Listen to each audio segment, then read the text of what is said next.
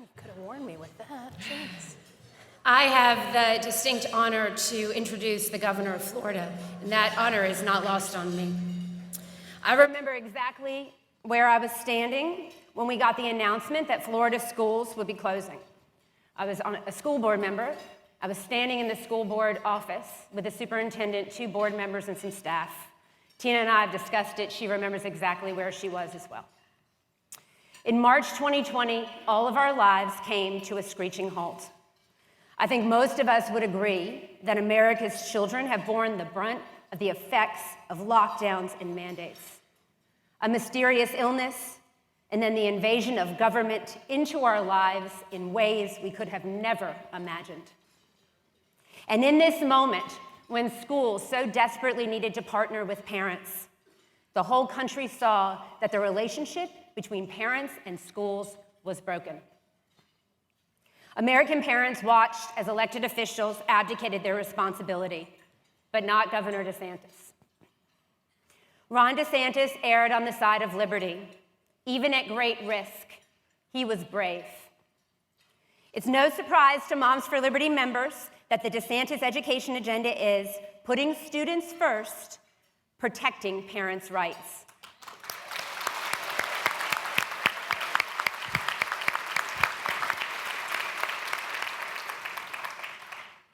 Ron DeSantis has changed the course of history and will be remembered as an American hero.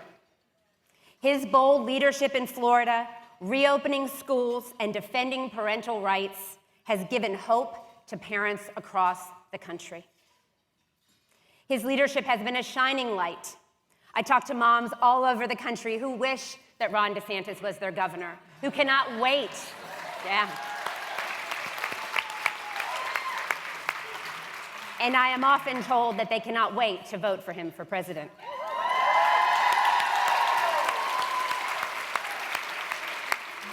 Moms for Liberty is proud to endorse Governor DeSantis. His focus on student success, parental rights, and curriculum transparency serves as a model for elected leaders across the United States. It is now our distinct honor to award the first ever Liberty Sword to America's Governor, Ron DeSantis.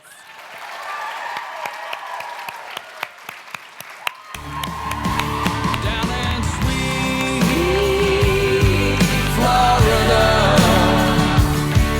our governor is red, white, and blue. Oh, down in sweet Florida, he's shooting us straight, telling us the truth. Yeah, that's right.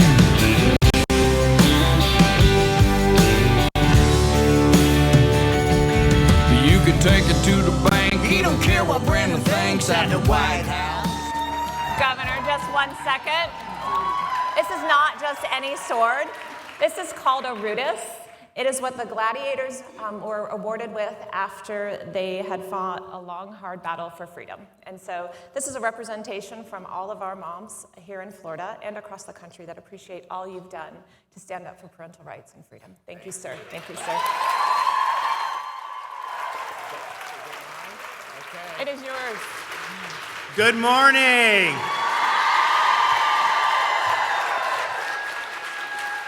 For those of you not from here, welcome to the freest state in the United States. Although there are some people out there trying to say true freedom is when you force kids to wear masks 8 hours a day, if you're not locking them out of school and restricting people in all different ways. I don't think that's a very appealing definition of freedom. And so we're really excited to be here. We're excited that the state of Florida has led the way on so many issues over these last 3 years. And yes, education has been a big one, but if you think about what was going on in this country, state after state, locking people down, denying people the ability to work, infringing freedoms, while they were doing that, we were lifting people up. We made sure people's rights were respected. Their jobs were protected. Small businesses were able to thrive.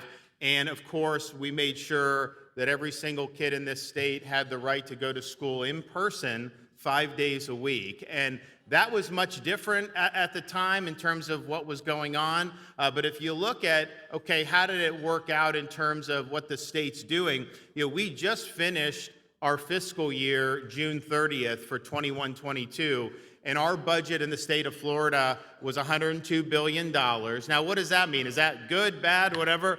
Well, to put it in perspective, New York State has 3 million fewer people than we do, and yet their budget is over twice the size of ours.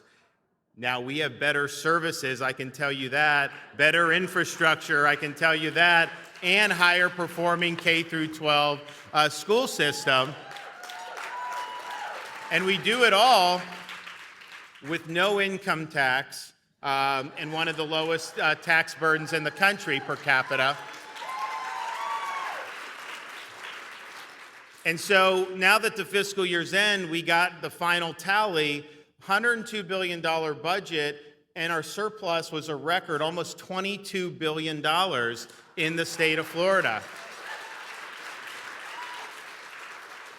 And if you look at tourism in 2021, we had the largest domestic tourism that the state of Florida has ever had. And that was with, all these other restrictions, other places people could come here. First quarter of this year, of all the foreign tourism into the United States, 45% of that was to the state of Florida for international travel. So, would you want to go vacation somewhere if they made you show medical papers just to go out to dinner? I wouldn't. So we're proud to have been able to really save a lot of jobs, businesses, and give people an opportunity to succeed. But if you think about all the things that were done over the last couple years, there were, I think, a handful of really crucial decisions that people either made right or didn't. And I think one of the ones that's going to have the most lasting impact is if you were in a position of power, did you do everything you could to make sure kids had an education in person? Did you make sure schools were open? Did you do what needed to be done to make sure that we weren't leaving our kids behind? And I go back, I remember it was more than 2 years ago now, we were very insistent that in the state of Florida that we would have a full school year, and every parent in Florida had the right to send their kid to school 5 days a week. We knew that that was the right thing to do because we actually understood the data. When you get into positions like this, you have a responsibility. What I told myself is, I have a responsibility to look at this data myself. I can't just subcontract out leadership.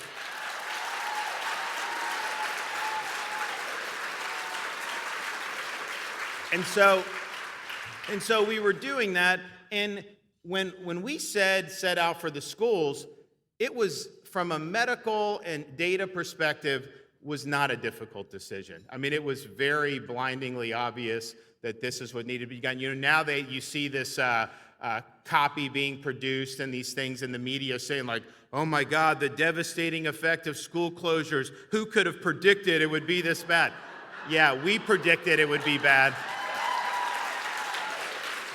So that was, so from a data and science perspective, obviously, this was something that was really important. The kids were at very, very small risk of anything having to do with COVID. And honestly, keeping them out of school, they still do stuff. It was just so ridiculous that people thought that that was the thing you can do. And so we knew that. But I'll tell you, the hysteria, the partisan attacks, everything. I was attacked by the media relentlessly. I was attacked by the Democrats relentlessly. I was attacked by bureaucrats relentlessly. I was attacked by establishment Republicans, to be honest with you. Sad but true. And so we had to do that. But at the end of the day, leadership is about being willing to stand up for what's right, even when you're taking fire.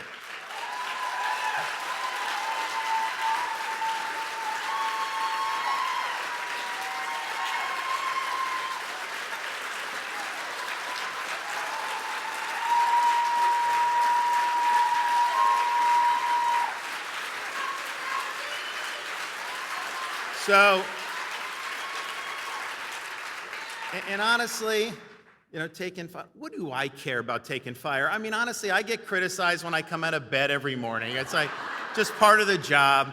But, what I told myself is, my job is to protect the jobs of the people that I represent, the educational opportunities of our children. And if that somehow puts my job in jeopardy, if it doesn't work out for me politically, so be it. I don't care. I would rather do what's right and just let the chips fall where they may. So we were cutting against the grain. We were cutting against a lot of opposition.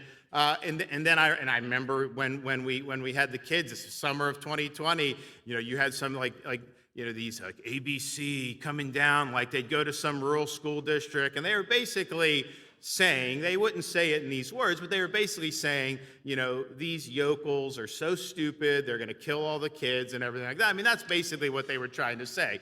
And so, we did it, and I can tell you this, the parents, how happy they were to be able to have their kids getting an education. The kids, how happy they were to be able to do. And, I got sued by the teachers union. They wanted to close the schools. But I'll tell you, most of the teachers throughout the state wanted to go back to school too. And they deserve credit for that.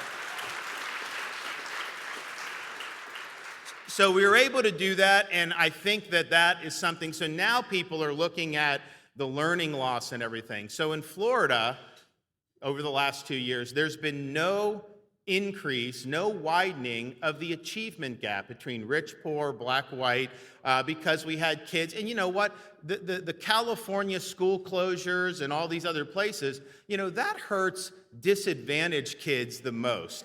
They're the ones that were put, because the wealthy people and the bureaucrats, they just send their kids to tutoring or to private school. So those were the kids that really suffered a lot. So you saw no increase in achievement gap. And these other places, you're seeing, massive problems as a result of that. You're going to have so many kids that just totally fall off the radar as a result of that. We had families that would move their kids here because they couldn't go to school in person in these other states, or because they couldn't play sports, or they were denied these basic opportunities, which are so integral to people's life. So we stepped up and we did that, and the results now speak for themselves. In fact, you look, we just talked about, we put out last week some of the test scores that we have. We're seeing our scores increase in the state of Florida and across all demographics. And so that's really what success is all about. And what we were able to do by just doing the right thing, even when it wasn't easy, was really save the childhood for so many kids throughout the state of Florida. And that's something that's going to make a difference for years and years and years into the future. And it wasn't just the K-12. Summer of 2020, I remember I guess we had a panel. I was actually talking to scientists who were right about all this stuff. I actually followed people that looked at the data. So I got guys from Stanford and Harvard and all this stuff, and basically I'm like, okay, what about our college kids? They were trying to isolate college kids, and they did do that in many parts of the country. You had some of these kids go into depressions. There have been an increase in suicide as a result of these stupid policies. But what I said was, do not, for Florida universities, don't police their social lives. Let them make decisions. Let them have fun.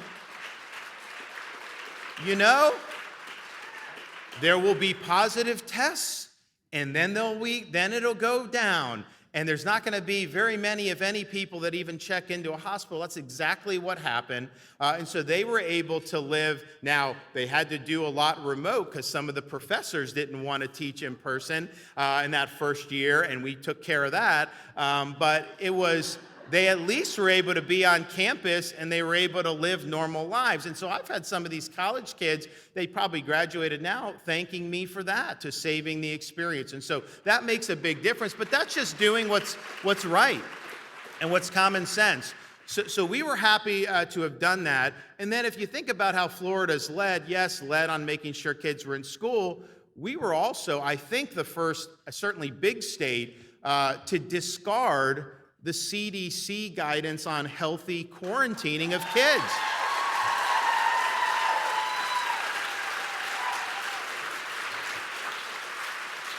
I mean, they basically would say, like, someone tests positive, and then anyone that was in the lunchroom, at that time or whatever, the parents would get a call at like 5 o'clock in the afternoon. Oh yeah, Johnny is not allowed to go to school because of an exposure. Well, he looks good to me. Well, no, out for 2 weeks is what they were trying to do. So first of all, that is not evidence-based to do that. Second of all, that is hugely disruptive for families and for students and for everything that goes into that. And so I was able to bring on a Surgeon General from UCLA, Joe Ladapo.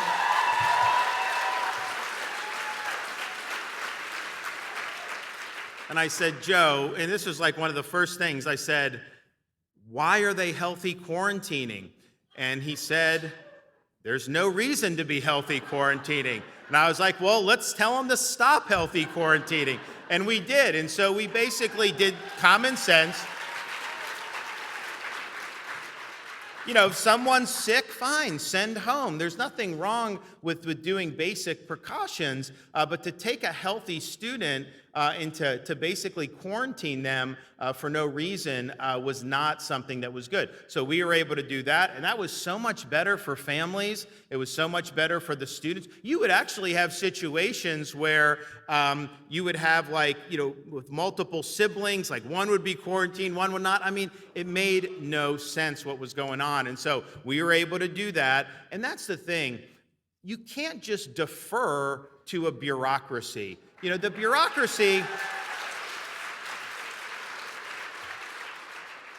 bureaucracy in this country has gotten things wrong time and time and time again across so many different subject matters, not just COVID. We can go through the whole 9 yards of a basically failed agency after failed agency. And so you hate to see it, but when I have agencies like the CDC denying that people that recover from COVID have protection and have natural immunity, which is something that has happened with every respiratory virus, when they said no and they tried to say that an mRNA vaccine was better immunity than prior infection, what has every study since then told us? It says just the opposite of what the CDC said. So these are just things people notice. And it's the same thing with what they want to do with baby COVID vaccines with the FDA. This is actually causing huge problems within those organizations because, you do have people there who really believe in the mission and don't believe this should all be politics. But clearly, when you do these clinical trials that show no significant benefit to doing this, and then you do an emergency use authorization for a 6-month-old or people that are 1 year old, people look at that and parents say, what's going on here? Who can I trust? Because they're not doing it. They're not playing it straight. They're not following the data. And I just, when we saw this, this was over a year ago, we were looking to see, what would they try to do next? In Florida, spring of 2021, we did legislatively no COVID vax mandates for school children in the state of Florida.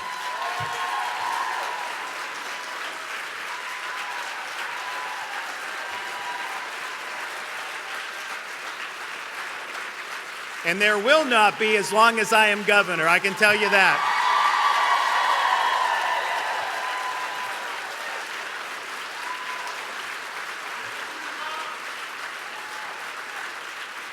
We've had families move across the country just because of that issue, because they wanted to make sure that their kids wouldn't be denied an education based on whether or not they took an mRNA vaccine for their minor kids. And here's the thing, most of these kids have already had COVID and have had immunity through that. And so very important that we were not allowing, government to come in and force that on people. And that's really, I think parents have really been appreciative of doing that. So we were able to do that and really, I think, but they are absolutely not going to quit on this. I guarantee you there's going to be movements around in these other states, and they would love to be able to do it in Florida. So we've done the right thing, but I think it's going to be something that's going to continue to be an issue going forward. And so we're proud that we protected opportunity for people. We're proud that we protected freedom for people, and that's put us in a position to take it up a notch when it comes to education in the state of Florida. And I think we've done as good as we did on having kids in school and all those other things. What we've done may be better than any other state in the country, is we have drawn a very clear line in the sand that says our school system is for educating kids, not indoctrinating kids.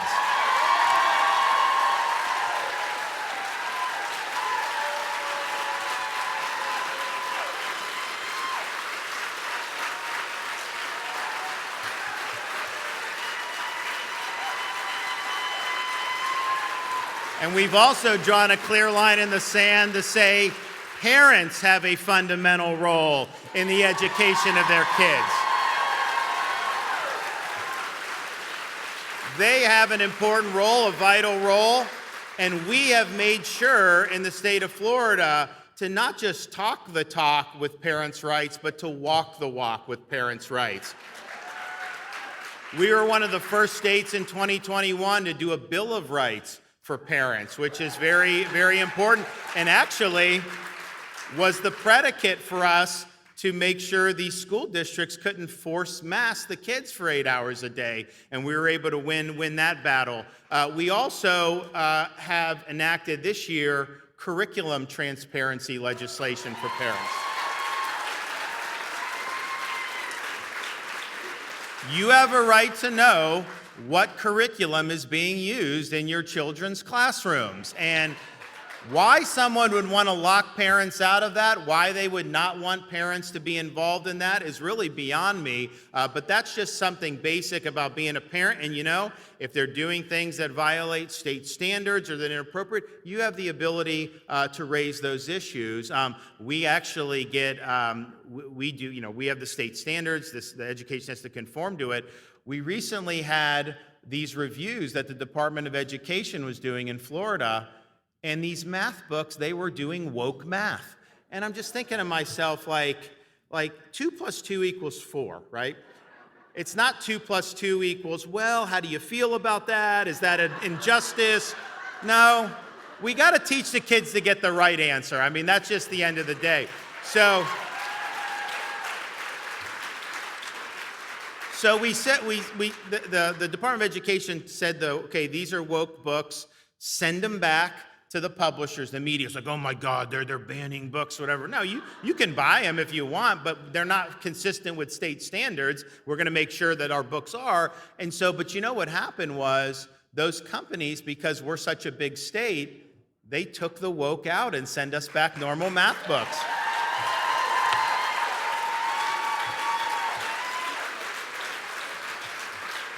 So it's important that the curriculum is good. And then what they're doing in some of these libraries, you'll have these like elementary school, middle school, and it's just explicit, it's just not appropriate. And so parents need to be able to know that and to be able to lodge objections. So we were really, really happy with that. We also drew a line in the sand and said, in the state of Florida, a parent should be able to send their kid to kindergarten without having woke gender ideology shoved down their throat.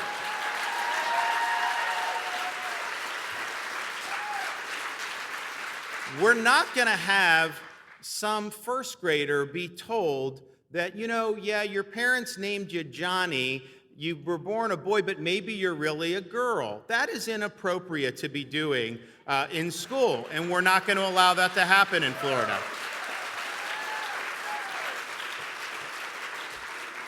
Now, as that was moving its way through the legislative process, some in the media didn't like that.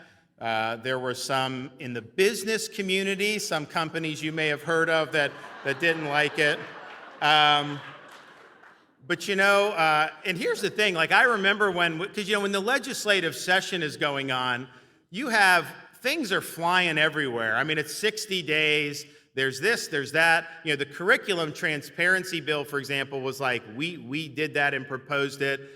We also did a bill I'll talk about in a minute called the Stop Woke Act, which was very important. But the Parents' Rights in Education was going through, and I didn't necessarily know all the little ins and outs of it. And then the media, they start badgering me about this bill, and they're using these phrases, and they're echoing the left. And I'm like, well, okay, wait a minute. I know the drill here, okay? They are creating a narrative, and they're lying. So I just need to figure out what they're lying about, and then I need to go and fight back. And so, I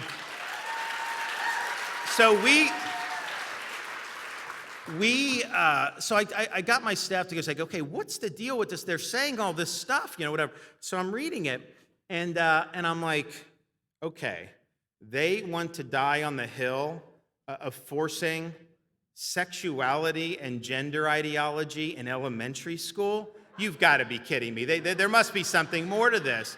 But that's really what it was. They were something that there. And so, so I started fighting back publicly about it because, honestly, you needed to set the record straight. And if you believe, and it's your position, that these young kids should be sexualized in that manner, you're wrong. But you should have to stand by that publicly. You shouldn't be able to skirt the issue. You shouldn't be able to obfuscate. You should have to do that. You shouldn't be able to hide behind a slogan. You should have to do that, and you should have to stand by. But here's the thing, and one of the reasons they go to these corporations is because they know that they can't stand by that. They know parents in the state of Florida will reject that position. So they cannot run for office saying that they're going to do that. Because we have elderly population. A lot of the elderly, they don't know what the heck any of this is. They're like, this is crazy. So it's not popular. It's not something that people want. So I think they understand that. So what they figure to do is, if we can get a big corporation to do basically the heavy lifting, maybe we subcontract our leftism to Disney, and then they will come and pressure elected officials. And you know what? It was not a dumb strategy because there are Republican elected officials who cave to big corporations time and time again. And so that's why they did it. And so they do. And so, they get Disney involved in this. And I told them, I said, you're nuts to get involved in this. I was like, are you kidding me? I was like, parents with kids, that's your number one audience. Why would you be doing it? And I don't think they wanted to. I think that they realized that it was kind of a hazardous thing. But, you had a lot of people, ginning it up and everything. So they decided to come out against it, which honestly is fine. I mean, I'm not, people can take their positions, but a lot of people thought, once Disney came out against it, that somehow that was going to kill the bill because Disney's just too powerful, in the state of Florida. Well, they bet wrong on that one, I'll tell you that.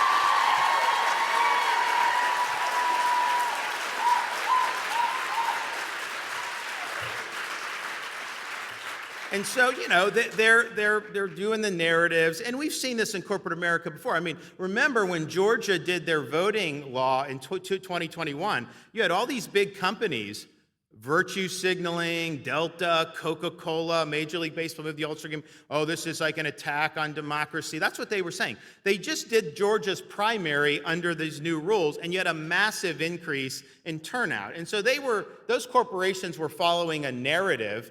They were not following the facts, and they were really helping to distort the truth rather than stand for the truth. So we've seen that before, and Disney was playing that playbook. So, as soon as they did that, I said, fine. But you know what? I've got to go out as a leader and make sure people understand that they do not run the state of Florida. We run the state of Florida.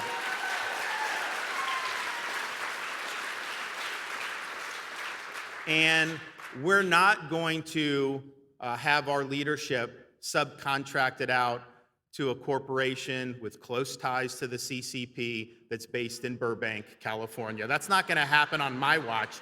And so we made it very clear, here we were. We weren't going to back down, and we knew that that was something that was very important. And so honestly, at that point, I thought it was kind of over. I really did. So then the legislature sends me the bill a week or two later, so we signed the bill. And yeah, I knew the left would have their spasm or whatever, the media, but I honestly didn't think the companies were going to say anything again. But Disney puts out this statement saying, it is our mission to repeal parents' rights and, all this stuff. And I'm thinking to myself, this is the state of Florida. This is our process. This does not even concern you. For you to be getting involved in that, first of all, I don't think that's consistent with the fiduciary duty that you owe to your shareholders. And the shareholders have taken it in the wallet since all this happened. They've lost massive market cap. But I'm just thinking, Mike, okay, that's very aggressive. And again, it's a free country. You can do that. But wait a minute. Okay, that's escalating it against us, right? And then they had these videos that were leaked with these Disney people saying, it's their agenda to inject sexuality in programming for these very young kids.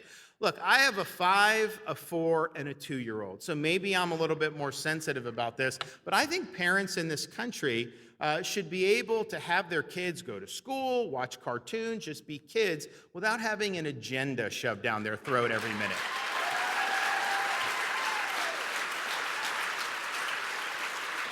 And so I was not happy to see that. I thought it was not something that a family-friendly company would do. I thought those values were not aligned with where the state of Florida is in terms of parents and children. But it is a free country. You can say these things, but they do not have a right to force us to subsidize their woke activism. And the fact of the matter is, they had gotten more subsidies from this state going back to the 1960s than any corporation in the history of the state of Florida. They have their own government. They're exempt from many laws, and they've gotten massive, massive tax breaks. And so my view was, okay, say what you want, but I am not going to have our state's laws put this one company on a pedestal and give them special treatment. Those days are over. And so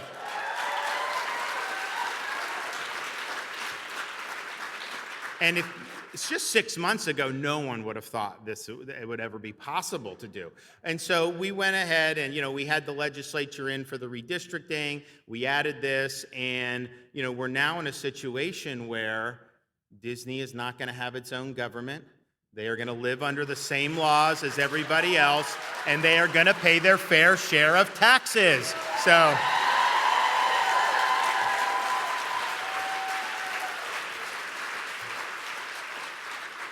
it's fine. And look, all I'm doing is trying to defend parents. I'm trying to stand for good education.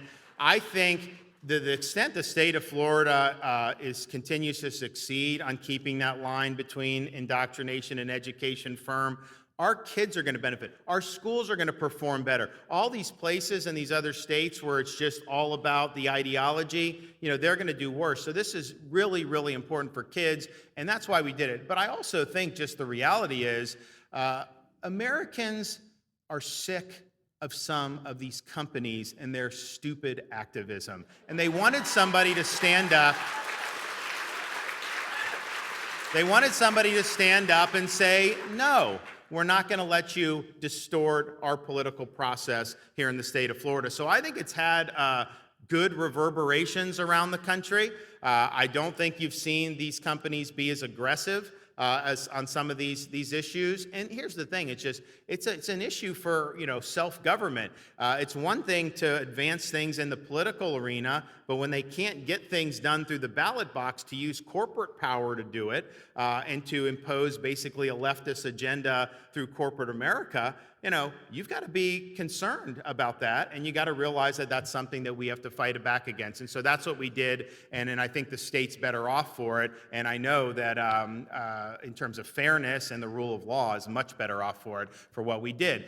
We also, and so that kind of got most of the headlines, but one of the bills that we did was very important, was really looking at things like critical race theory and other types of ideologies, not just in classrooms, but in corporate workplaces. And so we did a bill called the Stop Wrongs Against Our Kids and Employees Act, the Stop Woke Act. And what it says is, no imposition of things like critical race. And, the media will try to distort this. They'll say, oh, well, that's only taught in law school.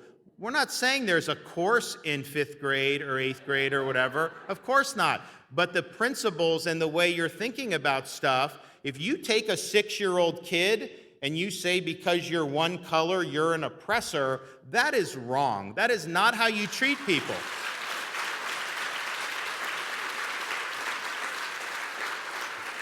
If you teach, which CRT does, that values like achievement and merit and hard work are really codes for white supremacy, that is wrong, and that has no place in our schools.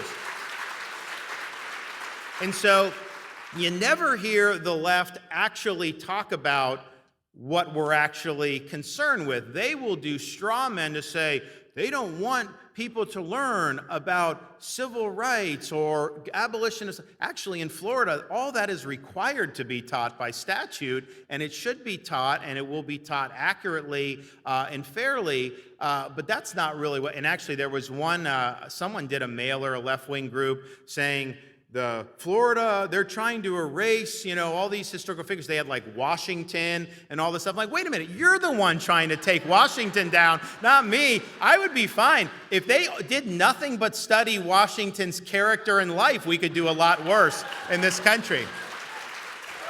So you have that, and it's really important. And what they do is they'll try to distort history to advance an ideological agenda in the present day. So there was a thing that the New York Times did called the 1619 Project, and they say we're trying to reimagine American history, and they're basically trying to distort. But they came under fire, even from left-wing historians, even from socialists were attacking them because they said the American Revolution was fought because of slavery. And that's just fundamentally a lie. You want to know why it was fought? Read the pamphlets that were done during that time. Look at the committees of correspondence. Look at what they did in independence. All that stuff is public record. It's been written about, all that stuff. So to try to act like Paul Revere and all these people were really concerned, it's just wrong. But what they're trying to do, they're trying to delegitimize the foundations of this country. They want people to believe that our institutions were founded, that they were rotten, and that these are not things that are really worth fighting for, and our founding principles, really aren't things that are worth fighting for. And it's interesting because they really are aligned historically, like we're aligned with Abraham Lincoln and Frederick Douglass about the country's principles really being the guiding light that has led other people throughout win struggles across the board. Stephen Douglas, when he was debating Lincoln, he said, no, none of that's true. Declaration of Independence doesn't mean what it says. Country was basically founded, and he was doing the CRT, what they view America as. So it's very interesting how you do it. So, we believe in a Lincoln and Frederick Douglass version of the founding of the country in American history, but there is an agenda at play, and so we're just making sure that we're doing it right. Also, in these corporations, they want to subject these the employees to these things where they're being scapegoated based on their skin color. And that's just wrong to do. You should not have to be subjected to sitting through that. So we provided protections for that. Now, we're getting sued on it. We're in front of a liberal judge. He's going to rule against us, but we'll win eventually. We'll get it done, and we'll make sure we're on. But at the end of the day, we should not be spending tax dollars or using our energy to teach our kids to hate our country or to hate each other based on how they look. That's wrong. And as important as it is to say, okay, we don't want divisive ideology in the classroom, we don't want things like that, it's also important to say, well, what are you for? And so what we've done since I've been governor is we've launched the largest civics initiative anywhere in the country, because people need to know. Our kids need to have a good foundation to understand the principles that this country was founded upon. They need to understand why so many people have been willing to fight and die in defense of these American ideals. And they need to understand, what it means to be an American. And I think this has been a lost art over the last generation. I think there's probably a lot of factors to a lot of things going on in society, but I think we would be a little less divided if we all were singing off the same sheet of music about what it means to be an American and understood the principles in the same way. That has seemed to be something that's fallen out of favor. So what we said is, no, we have a responsibility here. No matter what these kids are doing, some will go immediately to work, some will go to state college, some will go to university, some will go business, some will go medicine. They'll do a whole bunch of things. The one common theme to all those, they will all be called upon to exercise the duties of being an American citizen. And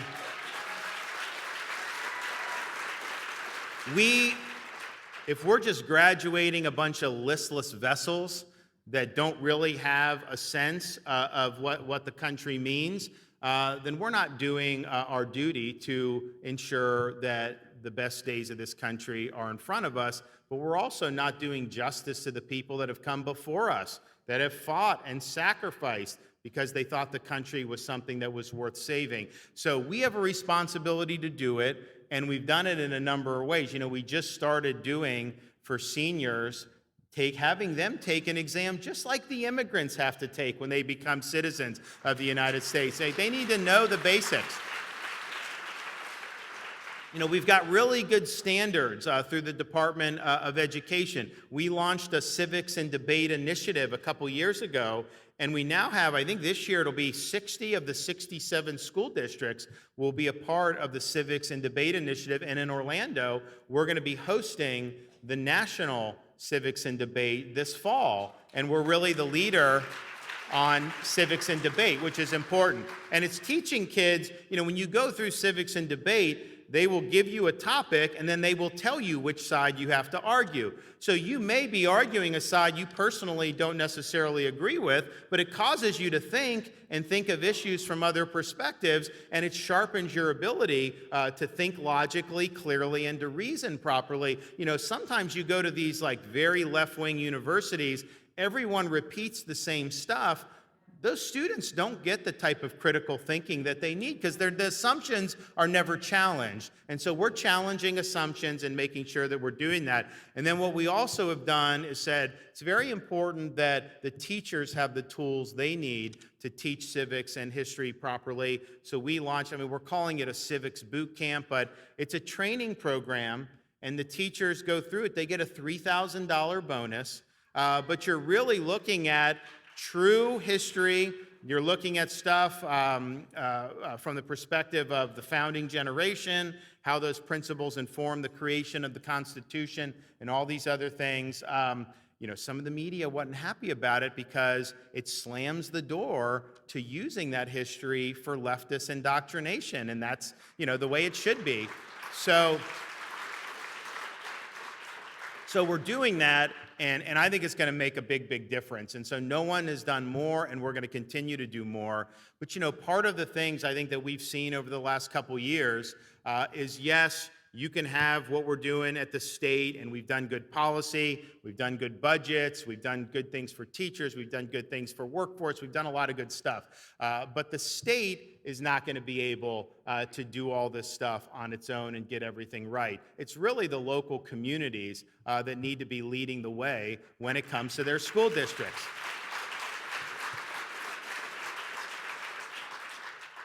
So we have, I have this year made it an effort to help promising candidates for school board across the state of Florida.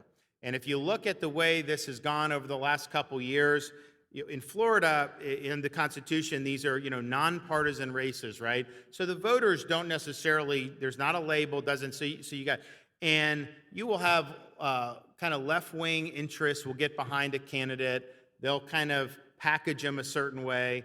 they get in, and then all they do is bow to the union or do different the left-wing things. So this will be conservative counties, will have left of center school boards. And how does that happen? And so, look, I get there's some places that are very left of center. They're going to elect people that maybe reflect that. Not that I agree with those decisions, but you understand. But what I can understand is how you could have a 65-35 Republican county and then have a school board that's fighting tooth and nail to mask kids against their will, fighting tooth and nail for some of the bad curriculum. How does that make any sense?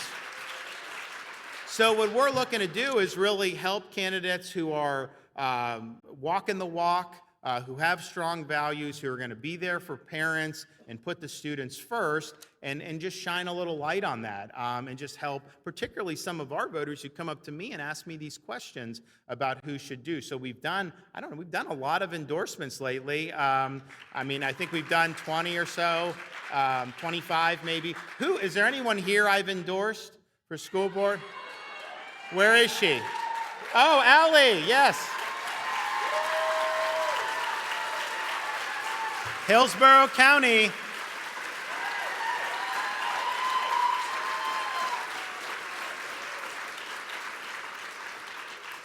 So she's running. Let me tell you, that school board needs some work. And so if you're in Hillsborough, she's the one to be able to support to kind of help turn things around. And I can tell you, if we left it to that school board, those kids would have been locked out of school for a long time. So it's important. So we're doing that. And I think what's happened over the last couple of years is parents now realize that these are really significant elections. The certain elections, a midterm, who's running for governor or senator, those are important, don't get me wrong, but these probably have a significant impact on families' lives in a way that some of these other offices may not be able to do. So it's important to be involved in that. And I know this group has done it, and I'll just say kind of the situation we find ourselves in. I think one of the differences between what's going on in our country now versus maybe 10 years ago is, the left fires on all cylinders across all these different institutions now in a way that they may not have done. A woke corporation 10 years ago was not something people really would have even fathomed at the time. But you look at how they've been able to advance a woke ideology in corporate America with the media, with big tech serving as the censorship arm, so that, if you say, hey, the FDA's trial on the baby vax wasn't good, they will potentially take you down from that. They don't want anybody who's going to shed light on any of the problems with these narratives. And so you have that. Obviously, the universities, have been more and more aggressive in terms of their partnership. Although in Florida, I just signed legislation. All tenured professors in Florida have a mandatory 5-year review and can be let go if they're not doing a good job. So,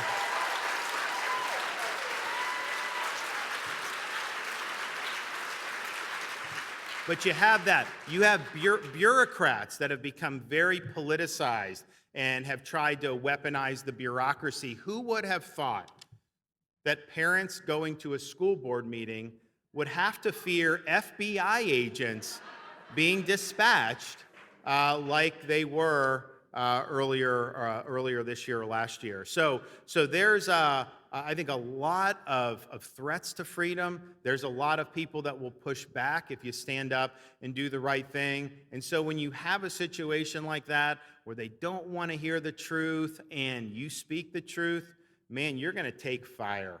They're going to shoot arrows at you. And it's not just people like me who's a target because I'm in an office.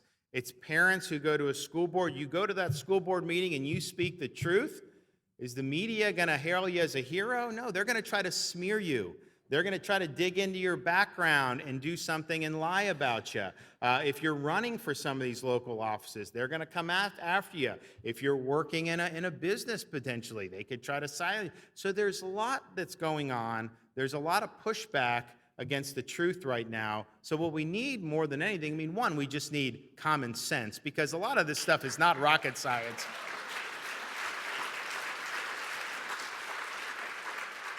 You need common sense. But what you need when you have a situation like this, you need some courage.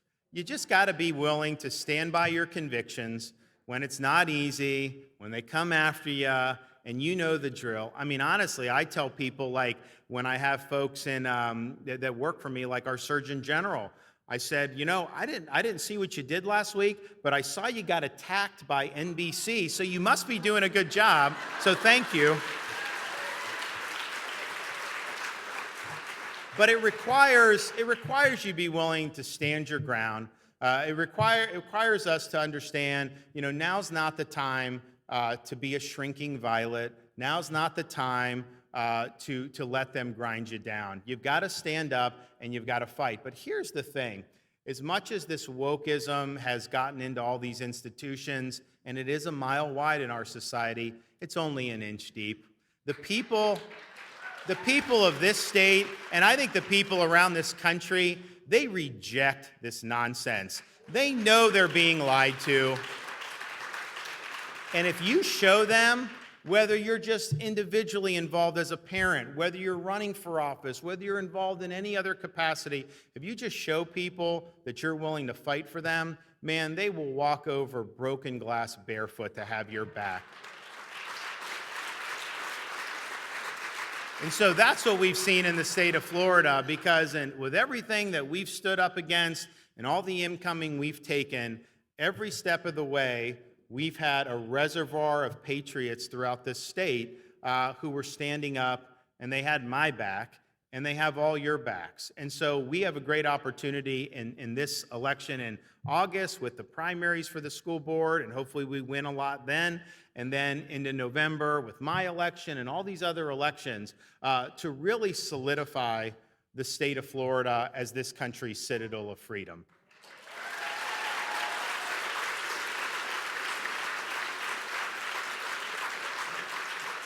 You look around what's going on and you see Brandon blundering around in the White House, and the bad energy policy that you see every time, you know, you go get to fill up the gas, and the grocery bills and all that. I mean, there's a lot to be pessimistic about, particularly in terms of Washington, D.C. But I can tell you this, in terms of Florida and the direction, I think back to the Constitutional Convention.